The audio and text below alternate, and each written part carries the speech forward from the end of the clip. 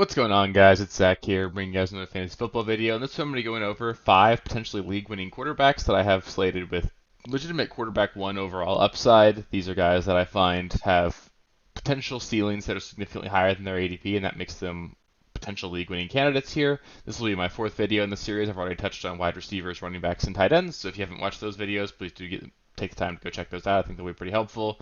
If at the end of the video there's any quarterback I didn't talk about that you think belongs on this list, let me know. If you disagree with any of the 5, let me know as well there. So it's been a lot of fun making these videos. It's been sort of cool to look at my projections and rankings and see where they sort of land near ADP, and then sort of see what I feel those ranges of outcomes are for a lot of these guys as well. So it's been a lot of fun playing with that. Up after these videos, I'll be getting up some more draft strategy, some busts, sleepers, breakouts, and really get into the thick of the off season. So if you want more content like that, please do feel free to subscribe to the channel. You can click the bell so you get notifications when I put new videos out. And again, if at the end of the video you like anything here, please take a minute to like it and help with the algorithm. So yeah, with that, let's get into the first player here. So starting us off here, I've got Justin Herbert. I don't think there's any real denial from anybody that he's an elite NFL quarterback, and I think it's just a matter of time before he really puts all those pieces together to put up a really truly elite fantasy season from a quarterback standpoint. He's coming off of an injury last season. He banged up his ribs, and along with that, he had plenty of banged up wide receivers. Keenan Allen missed a lot of time. Mike Williams missed a lot of time. Jalen Guyton didn't play very much that season.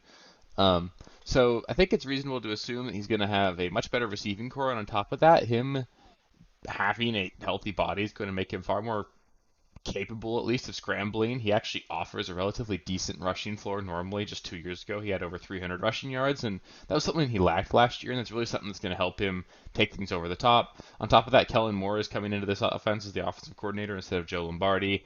Joe Lombardi was really keen on a lot of dink and dunk stuff, not too much down the field passing, and Kellen Moore is going to be a lot different here. They're going to throw the ball down the field a lot more. They're still going to pass the ball potentially at the highest rate in the league this year. They are going to be a more fast-paced team as well. Kellen Moore's offenses are normally about second in terms of pace of play. So this is going to be a team that runs a lot of plays, and a lot of those plays are going to be passing plays. So there's a legitimate opportunity here for Justin Herbert to lead the league in every single passing category.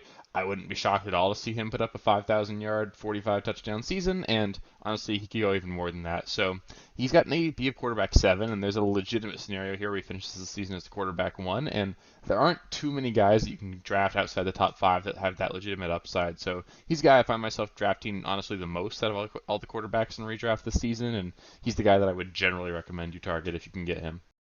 Up next here, I've got Justin Fields, and this one's kind of hard for me because I've actually been really out on him this season. I don't own him really anywhere, and it kind of scares me a little bit. But it's really just impossible to ignore the upside. He has a legitimate potential to rush for 1,500 yards and 10 plus touchdowns, which would basically make him a running back 1 that also gets to throw the ball 20 times a game, albeit potentially inefficiently. So a world exists where this Bears offense takes a significant step forward.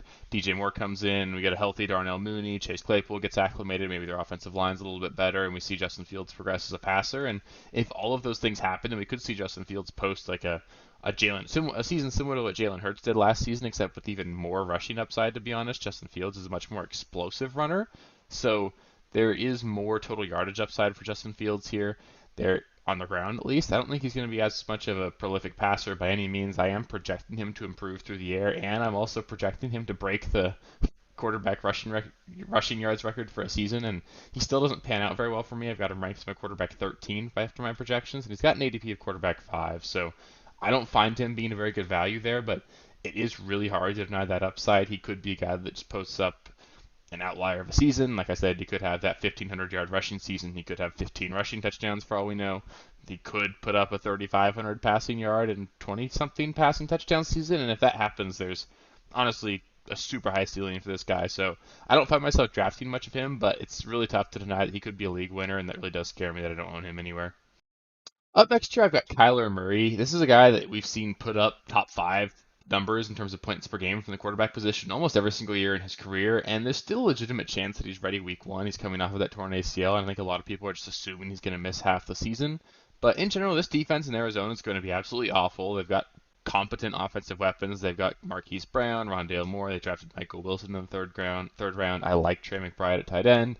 James Conner's still a talented running back. So there's plenty of weapons in this offense for Kyler Murray to do a lot with. And their offensive line should be a little bit better as well. They spent a high draft pick on a left tackle this offseason. So really, there's no reason to really be down on this Cardinals offense, especially when Kyler Murray's healthy. And he's going as the quarterback 22. He's basically free. So if you end up finding yourself being the team in your draft that waited on quarterback, you don't have one, you're taking the 10th to 12th quarterback off the board, then I have no problem taking Kyler Murray as your second quarterback overall. In fact, I think I'm going to be doing that quite a bit in leagues where I wait because like I said, he's got legitimate top five quarterback upside.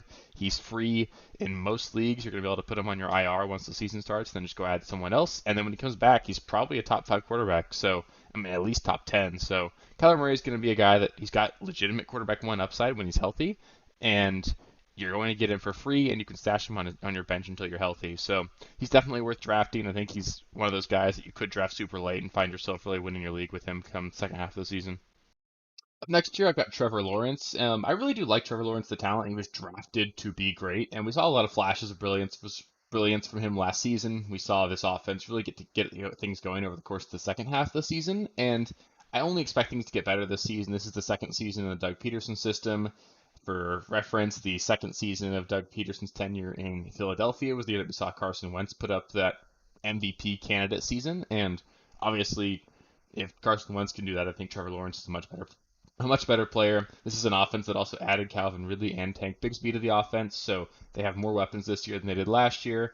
And on top of that, I think Trevor Lawrence has a pretty underrated ability to scramble. He offers a decent amount of rushing yardage. I would expect him to finish the season with around 300 rushing yards, and we actually saw him score 5 times last season on the ground. He's a guy that they do like to quarterback sneak it with and run quick little end arounds for him near the goal line. So he's going to be a guy that's certainly going to put up more production on the ground. I think a lot of people give him credit for, and I think he's going to be a really great quarterback. I think he's got a legitimate opportunity to throw for 40 touchdowns this season. That's obviously on the high end of his range of outcomes, but if he could do that, he could literally find himself in the top three at the quarterback position. He could jump into that Justin Herbert, Patrick Mahomes, Jalen Hurts, Joe Burrow era tier, and if he could do that, he'd be an absolute steal as ADP. He's going as the quarterback 8, and I think he's got a legitimate shot to finish inside the top 5. So on top of that, the Jaguars' defense is not great. This is going to be a team that's going to have to score the ball quite a bit to win games. I don't think they're going to have any problem doing that. So they aren't going to really be able to coast in many games because their defense is going to give up points, and Trevor Lawrence is going to be a machine this season. So he's got legitimate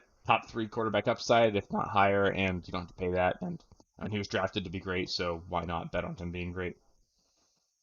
And last year, I've got Russell Wilson as my last potential league winner at the quarterback position. He's actually, believe it or not, posted 3 top 5 fantasy finishes in his last 4 starts last season. So we did sort of see him turn a corner towards the second half of the season. It was a lost season for the Broncos. It was absolutely brutal, but we did see Russ turn it around a little bit towards the latter quarter of it. And on top of that, the entire team's going to be much healthier. They're going to get their offensive line back. They spent big money on 2 offensive linemen this season. They'll get Garrett Bowles back. They're going to get Tim Patrick back. They had plenty of injuries at the running back position. They're going to get Javonte Williams back. They'll see KJ Hamler hopefully come back at some point. They added Marvin Mims in the second round. So this is going to be an offense that's got way more weapons than it did last season. They should be way healthier. And on top of that, they're going to have a much better offensive-minded head coach at the helm. Nathaniel Hackett was just in way over his skis last season. And Sean Payton's obviously an elite offensive-minded head coach. On top of that, Russ has slimmed down this offseason, notably. And on top of that, Sean Payton has been quoted saying many times that he wanted to see Russ run more this season. If Russell does sort of regain some of that rushing upside that he offered from a fantasy standpoint, we know how efficient he can be through the air. We've seen him post 4,000 yards and 30 touchdowns pretty much every single year of his career up until last season. And on top of that, he's always offered a really high baseline on the ground. So if he could do that again this season, he's got a legitimate top 5 finish in his range of outcomes. And if he could do that, you're paying quarterback 18 price tag for him. He could be a guy that you draft as your second quarterback. Again, if you're that team that waits on quarterback, and if he finishes in the top 5, he's going to be an absolute steal. So he's a guy that's worth drafting just because he's free, and we've seen him be great before, and I think it's more than possible that Nathaniel Hackett was the main cause of his struggles last year, and he could bounce back easily and be a Pro Bowl candidate, and really good quarterback, and a really good fantasy quarterback this season. So that'll do it on my 5 potentially league-winning quarterbacks. Up next, I'll be bringing you guys a video where I'll highlight a couple busts. I didn't want to do 5 potential busts at each position because that gets a little tedious. It's tough to start and have to really reach on guys there. So I'll be doing 1 or 2 at every single position up in that video. So stay tuned for that. That one should get out just a couple days after this one. And if you made it this far in the video, I hope you liked it. I hope you got something out of it. If you did, please do take the time to like the video. It really helps with the algorithm. And if this is your first time on the channel, thanks so much for stopping by. I hope you like the video enough to subscribe. Stick around. We're going to put out a lot more videos throughout the course of this off season. We're going to do everything we can to help you win your league this year. So Yeah, thank you very much for your time, and I'll catch you next time.